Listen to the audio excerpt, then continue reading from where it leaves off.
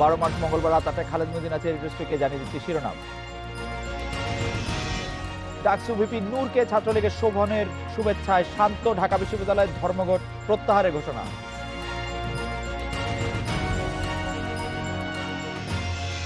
এক বছর পরও ক্ষতিপূরণ পাননি ইউএস বাংলার দুর্ঘটনায় নিহতরা, যাত্রী সুরক্ষা আইনের উদ্যোগ।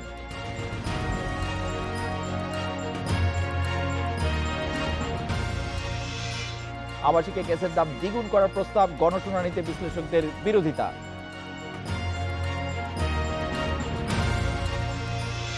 ডাকসু নির্বাচনে কথা বলতে আমাদের সাথে আছেন ঢাকা বিশ্ববিদ্যালয়ের অর্থনীতি বিভাগের সহকারী অধ্যাপক ডক্টর রুশাদ ফরিদী এবং সহকর্মী নূরে আলম আছেন আমাদের সঙ্গে।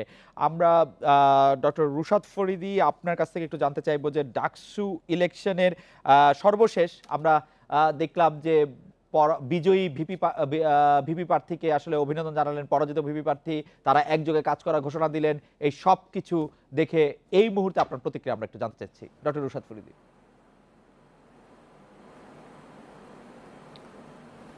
আচ্ছা, এই ইলেকশন প্রচণ্ড বিতর্কিত হয়েছে, এটা আমরা সবাই জানি।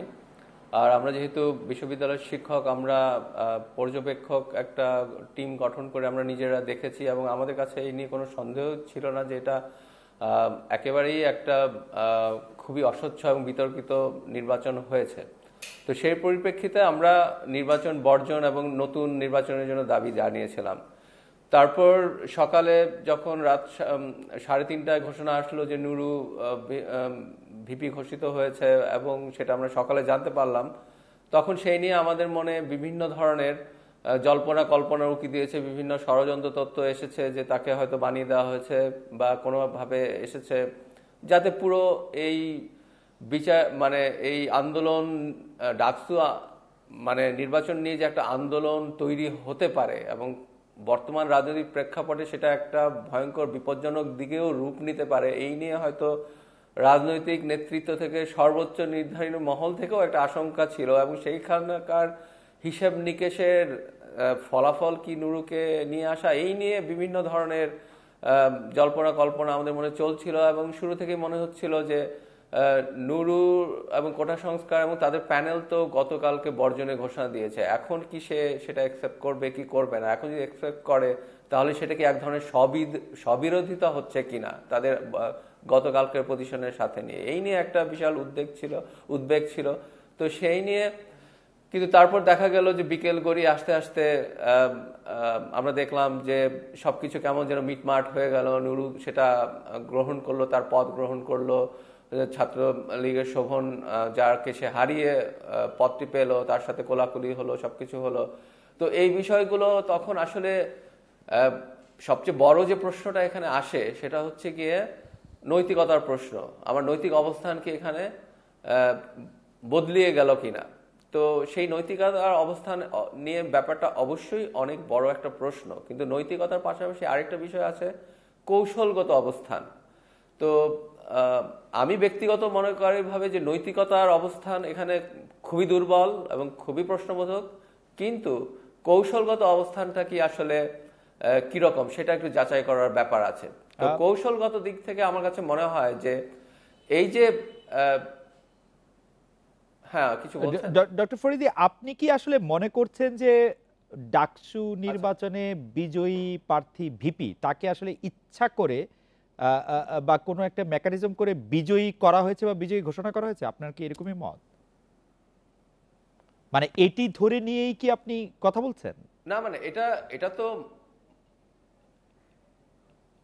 না, এটা নিয়ে আমি মোট কথা বলছি না। এটা কারণ এটার পক্ষে আমার কোনো হার্ড এভিডেন্স নাই। এটা একটি ধারণা, এটি হতে পারে, এটা একটা সম্ভাবনা। তো এই এখন সম্ভাবনা নিয়ে উইদাউট এনি হার্ড এভিডেন্স এটা নিয়ে আসলে এই প্রেমিস ধরে কথা বলার দরকার নেই এবং এটা প্রয়োজনীয় নেই। তো আমি যে জিনিসটা ব্যাখ্যা করার চেষ্টা করেছিলাম যে নুরু তার আগের অবস্থান থেকে সরে এসে কেন এই রেজাল্টটা গ্রহণ করলো এবং সেটার কৌশলগত সিদ্ধান্ত গ্রহণের যৌক্তিকতাটা আমি ব্যাখ্যা করার চেষ্টা করছি। তো আমার কাছে যেটা মনে হয় যে এই নির্বাচন বিরোধী আন্দোলন করে মানে ডাকসুর পুনর্নির্বাচনের দাবিটা এটা আসলে প্র্যাকটিক্যালি সম্ভব নয়, কারণ এটা নিয়ে আবার করতে গেলে এটা নিয়ে তালবাহানা করে কর্তৃপক্ষ অবশ্যই নিশ্চিন্তে 2-3 বছর কাটিয়ে দিবে। তো তার চেয়ে কৌশলগত কারণে কি এটা কি ভালো নয় যে যেহেতু ছাত্রীদের হলে 3-4টি ছাত্রদের হলে প্যানেলে জিতেছে, নুরু ভিপি পদে থেকে একটা প্রভাবশালী জায়গায় যেতে পেরেছে, তো ছাত্র রাজনীতির তৈরি করার একটা মাল মশলা কিন্তু এখানে পাওয়া গেছে এখন। তো সেই হিসাবে কৌশলগত কারণ হিসেবে যদি আমরা দেখি তাহলে আমি বলবো যে নুরুর অবস্থা, এই নতুন সিদ্ধান্ত হয়তো খুব একটা খারাপ নয়, কিন্তু নৈতিক অবস্থান এটার খুবই দুর্বল, এতে কোনো সন্দেহ নেই। ডক্টর ফরিদী, আমরা আবার ফিরবো আপনার কাছে। আমার সহকর্মী নূরে আলম আছেন। গত 3 দিন ধরে যদি আমি বলি, ইউনিভার্সিটিতে প্রায় প্রতিটা সময়, প্রতিটা মুহূর্তে, প্রতিটা বড় ঘটনায় নূরে আলম উপস্থিত ছিলেন। আমি আরো যে বিষয়টির প্রতি জোর দিতে চাই যে আপনার এই ডাকসু ইলেকশন সম্পর্কে আপনি যা আমাদের জানিয়েছেন তার বাইরে থেকে আমি আসলে একটু জানতে চাই আজকের ঘটনাটার সম্পর্কে। যে আমরা দুপুর পর্যন্ত দেখছিলাম যে ক্যাম্পাসে একটা অন্যরকম পরিস্থিতি, হঠাৎ করে যে পরিস্থিতি আমরা যেটা আজকে ভাবতে পারি নাই যে বিকেলের মধ্যে এসে ছাত্রলীগের সভাপতি অভিনন্দন জানাবেন বিজয়ী ভিপি প্রার্থীকে, তারা দুজন একসঙ্গে কাজ করার ঘোষণা দিবেন, আন্দোলনগুলি উঠে যাবে এবং এইটা হওয়ার যে শুরুটা, সেটা সম্পর্কে আপনি কিছু জেনেছেন যে কিভাবে এটি শুরু হলো এই প্রক্রিয়াটা, যেখানে এক দল আরেক দলের আমি যদি বলি দিকে বোমাবর্ষণই করছিলেন বেশ কিছু সময় পর্যন্ত, শব্দ বোমা। আজকের ভোট থেকে যে শিক্ষার্থীদের অংশটি, অর্থাৎ ছাত্রলীগের সমর্থিত শিক্ষার্থীদের যে অংশটি উপাচার্যের বাসভবনের সামনে বসে, সেখানে কিন্তু পুরো ছাত্রলীগের সমর্থন ছিল না। আমরা দেখেছি যে একদম কর্মী পর্যায়ের অল্প কিছু শিক্ষার্থী সেখানে ছিল।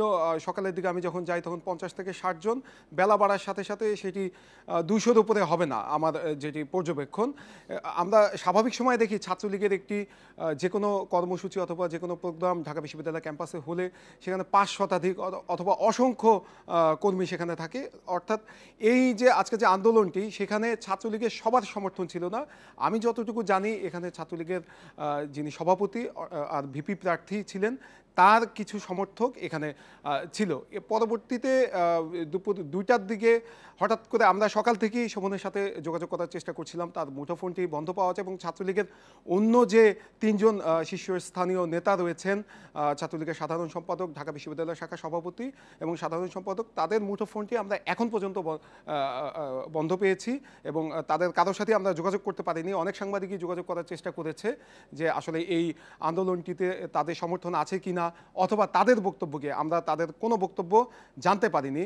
তো হঠাৎ করে দুপুর 2:30টার দিকে দেখলাম শোভন সেখানে আসলো, এসে তার নেতা কর্মীদেরকে বোঝানোর চেষ্টা করলো যে যেহেতু একটি নির্বাচন হয়ে গেছে, সেটির ফলও ঘোষণা হয়েছে, এখন ক্যাম্পাসের পরিবেশ ঠান্ডা রাখার জন্য এবং শান্ত রাখার জন্য সবাইকে একযোগে কাজ করতে হবে। আর এই আন্দোলন কর্মসূচি চলতে থাকলে এটি কোন দিকে যাবে সেটি আসলে বলা যাচ্ছে না এবং সেটি নিয়ন্ত্রণের বাইরেও চলে যেতে পারে। এবং সে ওখানে একটি বিষয়ে গুরুত্ব দিয়েছে যে ঢাকা বিশ্ববিদ্যালয় ক্যাম্পাস যদি কোনো কারণে অস্থিতিশীল হয় তাহলে এটি সারা দেশে ছড়িয়ে যাবে। হয়তোবা এরকম কোনো মনোভাব থেকে পরবর্তীতে তারা এসে এই আন্দোলন থেকে সরে যায় এবং আমি দেখেছি যে শোভন নিজে তার কর্মীদেরকে সেখান থেকে উঠিয়ে মধুর ক্যান্টিনে নিয়ে যায়, সেখানে তাদেরকে নানাভাবে বুঝিয়ে শান্ত করে। পরবর্তীতে 4টার দিকে টিএসসিতে যে নুরুকে অভিনন্দন জানায় এবং সেখানেও তিনি বলেন যে সবাই মিলে একসাথে কাজ করব এবং নুরুকে তিনি পূর্ণ সমর্থন দেন। যদিও বা গতকাল রাতের পরিস্থিতি ছিল পুরোই ভিন্ন, অথবা সকাল পর্যন্ত দুপুর পর্যন্ত যদি পরিস্থিতি বলি সেটিও ছিল পুরোপুরি ভিন্ন। জি নূরে আলম, আমরা দেখলাম যে নবনির্বাচিত ভিপি ভাইস প্রেসিডেন্ট নূরকে আসলে অভিনন্দন জানাচ্ছেন শোভন, কিন্তু ছাত্রলীগের সাধারণ সম্পাদককে ওই সময় আমরা আসলে দেখি নাই, মানে আমি দেখি নাই। ছাত্রলীগের সাধারণ সম্পাদক আজকে সারাদিন কোনো সিনে ছিলেন কিনা বা তার কোনো তৎপরতা আমাদের চোখে পড়েছে কিনা, তিনি মানে একই ছাত্র সংগঠনের ভিপি পদে একজন পেলেন হচ্ছে 9,000 ভোট, আরেকজন পেলেন হচ্ছে 15,000 ভোট। সেইটার ক্ষেত্রে নিয়ে আপনি জানেন আজকে সামাজিক গণমাধ্যমগুলিতে অন্যান্য জায়গায় অনেক বেশি কথা হয়েছে, সেই কথাগুলিরও আসলে কোনো ভিত্তি রয়েছে কি? নূরে আলম, আমি চেষ্টা করেছিলাম গোলাম রাব্বানির সাথে আজকে সারাদিনই যোগাযোগ করার চেষ্টা করতে, তার মুঠোফোনটি আমি বন্ধ পেয়েছি এবং তার যারা কাছের কর্মী রয়েছে তাদের কাউকে আমি আজকের ক্যাম্পাসে দেখিনি। এছাড়া ছাত্রলীগের প্যানেল থেকে আরও একজন নির্বাচিত হয়েছেন এজিএস সাদ্দাম, তার সাথে আমরা যোগাযোগ করার চেষ্টা করেছি, তার ফোন খোলা ছিল বাট তিনি আমাদের ফোন ধরেননি। আমরা নানাভাবেই তাদের মনোভাব জানার চেষ্টা করেছি, কারণ দুপুরের দিকে ক্যাম্পাস কিছুটা উত্তাল হয়ে ওঠে। ওই পরিস্থিতিতে কোন দিকে যেতে পারে এই আন্দোলন অথবা এই আন্দোলন কর্মসূচি, আসলে তারা কতদিন চালাবে সেগুলো নিয়ে আমরা জানার চেষ্টা করেছিলাম, কিন্তু তাদের কাউকে আমরা পাইনি এবং কারোর সাথে আমরা যোগাযোগ করতে পারিনি। নুরুল আলম, এইটি কি এরকম সরলীকরণে কোনো সুযোগ রয়েছে যে গতকালের ডাকসুটি নির্বাচনের ফলাফল যাই হোক না কেন তার মধ্যে আসলে ছাত্রলীগের দুই গ্রুপ বা সভাপতি গ্রুপ, সাধারণ সম্পাদক গ্রুপ, এরকম কোনো গ্রুপের কি আসলে অস্তিত্ব রয়েছে, যেটি কথা আজকে সারাদিন অনেকে বলা বলি করছিলেন? ঢাকা বিশ্ববিদ্যালয় ক্যাম্পাসের ছাত্র রাজনীতির বাস্তবতা হচ্ছে যে বড় ছাত্র সংগঠনগুলো আছে, ছাত্র দল বলি, ছাত্র লীগ বলি, তাদের প্রত্যেকটা নেতারই এক একটা করে গ্রুপ থাকে। বিশেষ করে 4 জন শীর্ষ নেতার, ছাত্রলীগের সভাপতি, ছাত্রলীগের সাধারণ সম্পাদক, ছাত্রলীগের ঢাকা বিশ্ববিদ্যালয় শাখার সভাপতি, ছাত্রলীগের ঢাকা বিশ্ববিদ্যালয় শাখার সাধারণ সম্পাদক, 4 জনই 4টা গ্রুপ আসলে ওন করে এবং তাদের নিজস্ব কিছু কর্মী থাকে, তাদের নিজস্ব কিছু সমর্থক থাকে। তো এটির আসলে অনেকেই বলছে, ঢাকা বিশ্ববিদ্যালয় ক্যাম্পাসে আমরা দেখেছি যে ছাত্রলীগের অনেক কর্মীর কাছ থেকে আমরা শুনেছি তারা ওই আন্দোলনের স্থলে ছিল কিন্তু আন্দোলনে অংশ নেয়নি, এমনটিও আমি দেখেছি। অনেকেই এরকম ছিল যে তারা আন্দোলনের কাছাকাছি ছিল কিন্তু এখানে তারা সমর্থন দেয়নি। এটি আমার কাছেও মনে হচ্ছে কিছুটা সত্য এবং আমরা ক্যাম্পাসে যারা সাধারণ শিক্ষার্থী আছে তাদের সাথেও কথা বলেছি, তারাও এরকমটি আলোচনা করছে যে আসলে তাদের ভিতরে কোনো গ্রুপিং আছে কিনা, এই গ্রুপিং এর কারণে এই আন্দোলনটি স্বতঃস্ফূর্ত হচ্ছে না। আমি আগেও বলেছি যে ছাত্রলীগের নর্মাল কোনো একটি কর্মসূচি থাকলে সেখানে যে পরিমাণ মানুষ থাকে, আজকের একটি বিক্ষোভ সমাবেশ করেছে তার অর্ধেক মানুষও সেখানে ছিল না। আমি সকালের দিকে যখন যাই মাত্র 50 থেকে 60 জন কর্মী আমি সেখানে দেখেছি, তাও কোনো পোস্টেড কর্মী সেখানে ছিল না। সেখানে আমরা দেখেছি যে একদম হলগুলোর প্রথম বর্ষ দ্বিতীয় বর্ষের ছাত্ররা সেখানে এসেছে। নুরুল আলম, আপনাকে ধন্যবাদ। ডক্টর রুশাদ ফরিদী, আমরা আপনার কাছে জানতে চাই যে নির্বাচন পর্যবেক্ষণ করেছেন আপনারা কয়েকজন শিক্ষক, অনেকে বলছেন যে ডাকসু নির্বাচনে পর্যবেক্ষক হওয়ার বা পর্যবেক্ষণ করার কোনো নিয়ম বা কোনো নিদর্শন রীতি আগে কখনো শোনা যায় না। আপনারা কেন নিজেদেরকে নির্বাচন পর্যবেক্ষক হিসাবে নিজেদেরকেই আপনারা নিয়োজিত করলেন, সেই প্রেক্ষাপটটি যদি আপনারা একটু বলেন। এবং আপনি নির্বাচনের ত্রুটির কথা বলছিলেন, যেই ত্রুটিটি নিয়ে আপনি বলছিলেন যে এটি নিয়ে আর কোনো বিতর্ক হতে পারে না, আপনি এই ব্যাপারে কোনো সুনির্দিষ্ট রিপোর্ট আপনারা জমা দিবেন কিনা? আপনারা পত্রিকায় দেওয়ার জন্য যে বা গণমাধ্যমকে দৃষ্টি আকর্ষণ করার জন্য যে বিজ্ঞপ্তিটি দিয়েছেন সেটি আমরা দেখেছি, কিন্তু সুনির্দিষ্ট কোনো রিপোর্ট আপনারা দেখাবেন কিনা এবং কোথায় এরকম হয়েছে সেটি আপনারা বলবেন কিনা? ডক্টর রুশাদ ফরিদী, আমরা একটা বিরতি নিচ্ছি, বিরতি নিয়ে ফিরছি আপনার কাছে। নির্বাচন পর্যবেক্ষণ আপনারা কেন করলেন, এটি আসলে আইনের কোনো ব্যত্যয় ঘটেছে কিনা, কোনো ত্রুটি যেগুলি পেয়েছেন আপনি বলছেন তা সুনির্দিষ্ট কোনো রিপোর্টের মাধ্যমে প্রকাশ করছেন কিনা? আমাদের সাথে কিছুক্ষণের মধ্যে ফোনে যুক্ত হবেন প্রফেসর মাকসুদ কামাল, যিনি নির্বাচন পরিচালনা করেছেন। ডক্টর রুশাদ ফরিদী।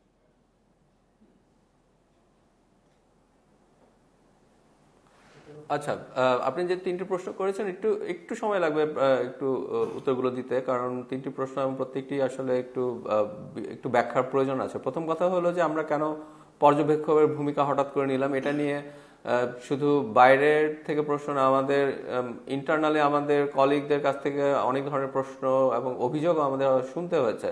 তো আমরা আসলে বিষয়টা আসলে এমন কিছু গুরুতর বা এমন কিছু জটিল অফিসিয়াল কোনো বিষয় না। বিষয়টা হচ্ছে যে আমরা আসলে ডাকসু নিয়ে, নির্বাচন নিয়ে একটা আশঙ্কার অনেক আগে থেকে তৈরি হচ্ছিল। বিশেষ করে জাতীয় নির্বাচন পরবর্তী অবস্থায় আরেকটি এই ধরনের বড় নির্বাচন কি ধরনের পরিস্থিতি হতে পারে, ভোট সুষ্ঠুভাবে হবে কিনা, এই নিয়ে অনেক কথাবার্তা হয়েছে। আপনারা সবাই গণমাধ্যমের কর্মী হিসেবে সেগুলো জানেন। তো সেই হিসেবে আমরা শিক্ষক হিসেবে আমরা চাচ্ছিলাম যে আমরা নিজেরা পর্যবেক্ষণ উপস্থিত হয়ে কেন্দ্রে দেখতে কিরকম পরিস্থিতি, কিন্তু আমাদের কোনো ধারণা ছিল না যে এটা আসলে আমাদের করার এখতিয়ার আছে কিনা। সেই জন্য আমরা একটা ফর্মাল চিঠি লিখে যে chief returning officer pro-VC sir, তার কাছে গিয়ে আমাদের একজন শিক্ষক গিয়েছিলেন। তো তখন উনি চিফ রিটার্নিং অফিসার আমাদেরকে বলেছেন যে এরকম কোনো পর্যবেক্ষকের কোনো নাই, তবে আপনারা যেহেতু বিশ্ববিদ্যালয়ের শিক্ষক আপনাদের যে কোনো কেন্দ্র পরিদর্শন করতে কোনো সমস্যা নেই। তো এই বিশ্ববিদ্যালয়ের একজন শিক্ষক এবং প্রাক্তন শিক্ষার্থী হিসেবে আমরা একটা দায়িত্ববোধ থেকেই আমরা এই ভূমিকাটা নিয়েছি। এটা কোনো অফিসিয়াল কোনো পজিশন ছিল না। সো এই উত্তরের রেশ ধরেই আপনার ওই প্রশ্নটার উত্তর আমি দিয়ে দিতে পারি যে আমরা কোনো রিপোর্ট দেব কিনা। তো রিপোর্ট যেহেতু এটা কোনো অফিসিয়াল পজিশন না, অফিসিয়াল কিছু না, এটা একটা জাস্ট শিক্ষকের দায়িত্ববোধ থেকে বলা, তাই আমরা মনে করছি না যে এখানে আমাদের কোনো রিপোর্ট দেওয়ারও বাধ্যবাধকতা আছে। আমাদের যে অবজারভেশন, সেটা আমাদের বক্তব্য, আমরা যা দেখেছি সেটা আমাদেরকে আমাদের গণমাধ্যমকে জানানো এবং যারা সমাজকে জানানো, সেই দায়িত্বটা দেওয়ার জন্য আমরা জাস্ট এটা গণমাধ্যমে প্রচার করেছি। আমার মনে হয় আমাদের দায়িত্বটা এখানেই, পর্যবেক্ষক হিসেবে বলা হোক আর যাই বলা হোক, সেই দায়িত্বটা আমাদের মনে হয় এখানেই শেষ। আচ্ছা, তা আপনার আরেকটা প্রশ্ন ছিল যে আমরা কি ত্রুটি দেখেছি। সেই ত্রুটির বিষয়গুলো সেই বিবৃতির মধ্যে এসেছে। তারপর আমি ব্যক্তিগতভাবে আমি জাস্ট দু একটা কথা বলতে পারি। সেটা হলো যে কুয়েত মৈত্রী হলের ঘটনা, আমরা প্রথম দিন সকালেই ওখানে গিয়েছিলাম এবং সেখানে ছাত্রীদের যে অবস্থায় দেখেছি, ছাত্রীরা কেউ কান্নাকাটি করছে, কেউ চিৎকার করছে, ইভেন দায়িত্বরত শিক্ষিকারা। আমি এই কথাটা বলতে চাই যে আসলে অন্য কথাগুলো সবই এসেছে, কিন্তু ওখানকার শিক্ষিকাদের কথাটা আসেনি। তারা হাউস টিউটর, তারা গত 3 মাস ধরে ওখানে দায়িত্ব পালন করেছে, তাদের বাচ্চাকে ফেলে এসে ভোটার লিস্ট তৈরি করে তারা জাস্ট একটা কথাই বলেছে, এই অপমানের দায়িত্ব আমরা নিতে পারি না, এই চুরির দায়িত্ব, এই চুরির তো আমরা অংশ কিন্তু না। কুয়েত মৈত্রী হলে তো নতুন করে নির্বাচন হয়েছে, এবং সেই নির্বাচনে ছাত্রলীগ আসলে সবকটি পদে পরাজিত হয়েছে। সেটা কুয়েত মৈত্রী হলে যে ঘটনাটি ঘটেছে নির্বাচনের আগে আগে, তার একটি ফল পেয়েছে ছাত্রলীগ, সেখানে যদি তারা এটাতে ইনভলভ হয়ে থাকে। বিশ্ববিদ্যালয়ের মোট 18টি হলের মধ্যে কুয়েত মৈত্রী হলের এই ঘটনা এবং রোকেয়া হলের মধ্যে কেন 6টি ব্যালট বাক্স দেখানো হয়েছে, কেন 3টি দেখানো হয়, সেটি আরও একটি ঘটনা। এছাড়া এবং ওই দুটি ক্ষেত্রেই বিশ্ববিদ্যালয় কর্তৃপক্ষ ব্যবস্থা নিয়েছেন। এছাড়া আর বড় কোন ত্রুটি আপনি দেখেছেন বলে আপনি মনে করছেন? এর চেয়ে, হ্যাঁ ধন্যবাদ, সবচেয়ে বড় ত্রুটিটি হচ্ছে একটা লাইন জ্যামিং করা। মানে ছেলেদের হলে এটা ব্যাপকভাবে ঘটেছে এবং আমি নিজে খুব সম্ভবত এফ রহমান অথবা সূর্য সেন হল, আমি মনে করতে পারছি না, আমি আমার ফোনটা ব্যবহার করে স্টপ ওয়াচে আমি কাউন্ট করতে চেয়েছিলাম যে একটা বুথে একটা ছেলে ঢুকে কতটা সময় নেয়। এবং পরে আমরা বিভিন্ন জায়গায় করে দেখেছি কোনো সময় 22 থেকে 25 মিনিট চলে গিয়েছে, একটা ছেলে বুথে বসে আছে। আমি বুথের বাইরে থেকে ওই ছেলেটাকে আমি জিজ্ঞেস করেছি যে ডক্টর ফরিদী, আমরা একটু প্রফেসর মাকসুদ কামালের সঙ্গে কথা বলতে চাই। আমরা আপনার কাছে একটু জানতে চাইবো যে আপনারা যারা পর্যবেক্ষণ করছেন তাদের, ডক্টর রুশাদ ফরিদী, আমি একটু ছোট্ট করে আপনার কাছে একটু জানতে চাই, আপনার কাছে কি এরকম কোনো হিসাব এসছে যে, বা আপনারা কি এরকম একটি সংখ্যা বলতে পারেন যে মোট কতজন আসলে ভোটের লাইনে দাঁড়িয়েও আসলে ভোট দিতে পারেন নাই? কতজন ভোটার? না, এই ধরনের সংখ্যাটা তো পাওয়া খুব মুশকিল, তাই না? তো আপনাকে জাস্ট আমি একটা চোখের সামনে একটা ছোট্ট ঘটনা বলতে পারি। আমরা যখন SM হলে গেলাম, আমরা দেখলাম যে ওখানে কিভাবে সাধারণ ছাত্রছাত্রীদের ভোট দিতে বাধা দেওয়া হয়েছে। আমাদের অর্থনীতির একটা ছাত্রকে আমি নিজে ঠেলেও ওকে ঢোকাতে পারলাম না, কারণ তারা বলছে যে এখানে একটা কি যারা পেইড স্লিপ দিয়ে আসবে তাদের দেওয়া হবে না বলে একটা জাস্ট ফালতু কারণে একটা গ্যাঞ্জাম লাগিয়ে জাস্ট পুরো ভন্ডুল করে দেওয়া হলো, হইচই করা শুরু হলো। বলা হলো ভোট স্থগিত, নেওয়া হবে না। পিছনে যত লাইনে ছাত্র ছিল তারা সবাই চলে গেল। অনাবাসিক ছাত্রদেরকে ব্যাপকভাবে আমার মনে হয় ডক্টর রুশাদ ফরিদী স্পষ্টই বলেছেন। আমরা প্রফেসর মাকসুদ কামালের সঙ্গে একটু কথা বলছি। প্রফেসর মাকসুদ কামাল, ডাকসু নির্বাচনের ফল নিয়ে অনেক রকম প্রতিক্রিয়া দেখা গেছে। আমরা সারাদিন ভর এরকম প্রতিক্রিয়া দেখেছি, যারা ঢাকা বিশ্ববিদ্যালয়ের সাবেক ছাত্রছাত্রী তারা অনেক প্রতিক্রিয়া দেখিয়েছেন যে এই ডাকসুতে আসলে নির্বাচনটি ঠিক হয় নাই। পরে আবার আমরা দেখেছি 3 পক্ষ থেকে নির্বাচন বর্জনের, নতুন নির্বাচন দেওয়ার ঘোষণা এসেছিল। পরে আবার আমরা দেখেছি যে সব পক্ষ মিলে মিশে কাজ করার একটি অঙ্গীকার করছে। যেসব অনিয়মের অভিযোগ এসছে সেসব অনিয়মের মধ্যে একটি বড় অভিযোগ লাইন জ্যামিং এর, একটি বড় অভিযোগ অনাবশ্যিক ছাত্রদের ভোট না দিতে পারার বা ভোট না দিতে দেওয়ার ব্যবস্থা করার। এই বিষয়ে যদি আপনি একটি আলোকপাত করেন প্রফেসর এস.এম. মাকসুদ কামাল। ধন্যবাদ। প্রথমে তো আমি বলতে চাই এই অভিযোগগুলো কোত্থেকে এসছে, কারাই অভিযোগগুলো দিয়েছে। রুশাদ ফরিদী যে কথাটি বলেছে যে 20 মিনিট 22 মিনিট পর্যন্ত দেখেছে যে একটি ছাত্র বসে আছে, আমি সূর্যসেনের পার্থক্য এই কমিটি, এই যে পর্যবেক্ষক কমিটি যাদের নৈতিক অবস্থান নেই, পর্যবেক্ষণ কমিটি হিসেবে নাম দিয়ে এইভাবে পত্রিকার মধ্যে পর্যবেক্ষক কমিটি হিসেবে যাদের কোনো অনুমোদন নেই, বিশ্ববিদ্যালয়ের কর্তৃপক্ষ কিংবা চিফ রিটার্নিং অফিসার থেকে যারা কোনো স্বীকৃতি পায়নি, পত্রপত্রিকায় এইভাবে কমিটি হিসেবে নাম দিয়ে প্রথমে তাদের তাদের নৈতিক অবস্থানের পরিচয় দিয়েছে। বস্তুত অর্থে এটি একটি অনৈতিক কাজ তারা করেছে। এভাবে তারা নাম দিতে পারে না। ব্যক্তিগতভাবে কোনো অবজারভেশন যদি হতে পারে, এবং এই প্রত্যেক শিক্ষকেই কোনো না কোনো ভাবে কোনো রাজনৈতিক সংগঠনের সাথে জড়িত, ওনারা কোনো নিরপেক্ষ শিক্ষক নয়। ওনাদের পক্ষ থেকে যে অভিযোগটি এসছে, যে এই অভিযোগটি আমি এই প্রথম শুনলাম, আমার হলে যখন গিয়েছে ওনারা প্রত্যেকেই বলেছে আমরা খুবই সন্তুষ্ট সূর্য সেন হলে, এবং এই কমিটির সদস্যরা 10 মিনিট পর্যন্ত সম্ভবত অবস্থান সেখানে করেছিল। 10 মিনিট পরে তারা সকলে ফিরে এসছে। আর লাইনের মধ্যে যেটি হয়েছে, আপনি দেখেন এই প্রথম ঢাকা বিশ্ববিদ্যালয়ে ডাকসু নির্বাচনে 50% মতো ভোট পড়েছে। অতীতে কোনো ডাকসুতে 50% বা ইন এন্ড অ্যারাউন্ড 50% ভোট পড়েছে। এত বিপুল সংখ্যক ছাত্র তাদের ভোটাধিকার প্রয়োগ করতে পারেনি। এই প্রথম বিপুল সংখ্যক ছাত্র এখানে অংশগ্রহণ করেছে, তাদের ভোট দিয়েছে। এবং আমি আপনাকে একটা উল্লেখ করি, কিছুদিন আগে একটি পত্রিকা লিখেছিল যে একজন ছাত্রের 38টি ভোট দিতে 5 থেকে 6 মিনিট সময় লাগবে। আজকে সেই পত্রিকায় লিখেছে যে 3 মিনিট করে সময় লাগার কথা। একই পত্রিকা ঠিক আজকে লিখেছে 3 মিনিট করে সময় লাগার কথা, কিন্তু সময় ব্যবহার করেছে বেশি। এই অভিযোগগুলো প্রকৃত অর্থে যথার্থ কোনো অভিযোগ উপস্থাপন করা যায়নি।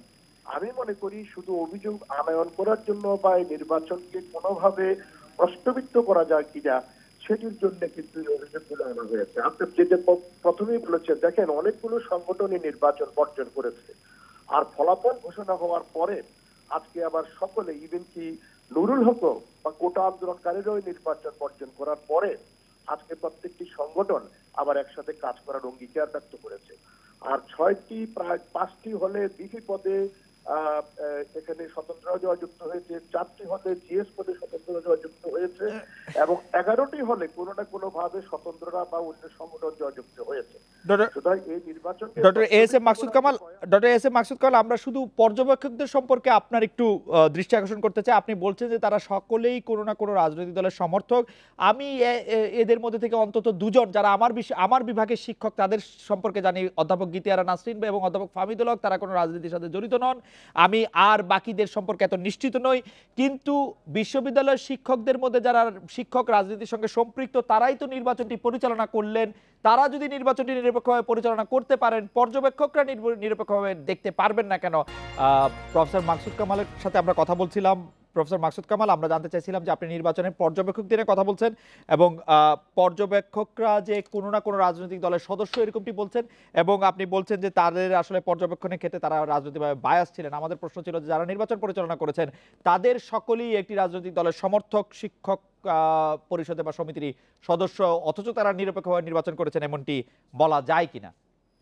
ডক্টর, প্রথমে বলি আমি আপনাকে, এই আপনি শেষের শব্দটি যে এক রাজনৈতিক দলের সমর্থক বা মতাদর্শী বা ওই আদর্শকে ধারণ করেন, এই শব্দটি সঠিক আছে। বাংলাদেশের সকল মানুষ, সকল শ্রেণী পেশার মানুষের কোনো না কোনো ভাবে রাজনৈতিক আদর্শকে ধারণ করেন। এই রাজনৈতিক আদর্শকে ধারণ করে নিরপেক্ষভাবে নির্বাচন পরিচালনা করা সম্ভব যখন দায়িত্বপ্রাপ্ত হন, এবং বিশ্ববিদ্যালয়ের শিক্ষকরা তাদের নৈতিক অবস্থান থেকে সেই কাজটি করেছেন, এটা আমি দৃঢ়ভাবে বিশ্বাস করি। আর পর্যবেক্ষক কমিটির কথা যেটি আপনি বলেছেন যে কোনো না কোনো রাজনৈতিক দলের সদস্য, এটা সদস্য নয়, আমি বস্তুত অর্থে সমর্থক, যেটা অন্য শিক্ষকদের ক্ষেত্রে প্রযোজ্য। আমরা যারা নির্বাচন পরিচালনা করেছিলাম আমরাও কোনো রাজনৈতিক দলের কোনো সদস্য নয়, আমাদের মতাদর্শিক কারণে আমরা কোনো না কোনো রাজনৈতিক দলকে আমরা সমর্থন করি। এটা হলো বিষয়। এর বাইরে যে বিষয়টি আমি উল্লেখ করতে চাচ্ছি, যে পর্যবেক্ষক কমিটিতে যারা ছিলেন তাদের প্রত্যেকেই কোন রাজনৈতিক আদর্শকে ধারণ করেন, সেটি আপনিও জানেন। আপনি যে কতগুলো নাম উল্লেখ করেছেন, কোনো না কোনো ভাবে তারাও তাদের সেই অবস্থান অতীতে প্রকাশ করেছে। এরপরও বলি, শিক্ষক হিসেবে যে কেউ ভোট কেন্দ্রে যেতে পারেন, এটি তার ব্যক্তিগত মতামত, সেখানে প্রকাশের সুযোগ অবশ্যই আছে। কিন্তু যখন আপনি বলবেন কোনো পর্যবেক্ষক কমিটি, তার অর্থ হলো এটা লাইসেন্স প্রাপ্ত বিশ্ববিদ্যালয় থেকে শিক্ষকদের একটি এরকম বুঝায়, গণমাধ্যমে যখন পর্যবেক্ষক কমিটি হিসেবে কোনো লেখা যায়, কোনো মতামত যায়, সেটি কিন্তু বোঝা যায় যে বিশ্ববিদ্যালয় কর্তৃক অনুমোদিত বা কোনো না কোনো ভাবে এরা লাইসেন্স পেয়েছেন এই ধরনের কাজ করার জন্য।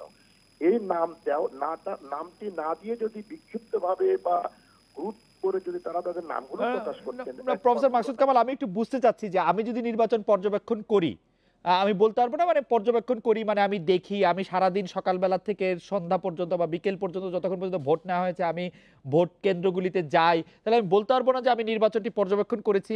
আমার নির্বাচনী পর্যবেক্ষক বলতে যে সরকারি বা অফিসিয়াল পোস্ট, সেটি যখন এখানে নাই, আমার কি এটি বলার রাইট নাই যে আমি নির্বাচন পর্যবেক্ষণ করেছি বিশ্ববিদ্যালয়ের শিক্ষক বা ছাত্র হিসাবে? অবশ্যই বলার অধিকার আছে নির্বাচন পর্যবেক্ষণ করেছি, কিন্তু একটা গ্রুপ হিসেবে যখন আপনি বলবেন যে পর্যবেক্ষক কমিটি এর ইমপ্রেশনটাই এরকম, এরা কারো কর্তৃক অনুমোদিত, বিশ্ববিদ্যালয় কর্তৃক অনুমোদিত, যেমন রুশাদ ফরিদী বলেছে যে চিফ রিটার্নিং অফিসারের কাছে গিয়েছিল, তিনি বলেছেন শিক্ষক হিসেবে আপনারা যেতে পারেন, কিন্তু পর্যবেক্ষক কমিটি হিসেবে এরকম কোনো কিছুর অস্তিত্ব এখানে নেই।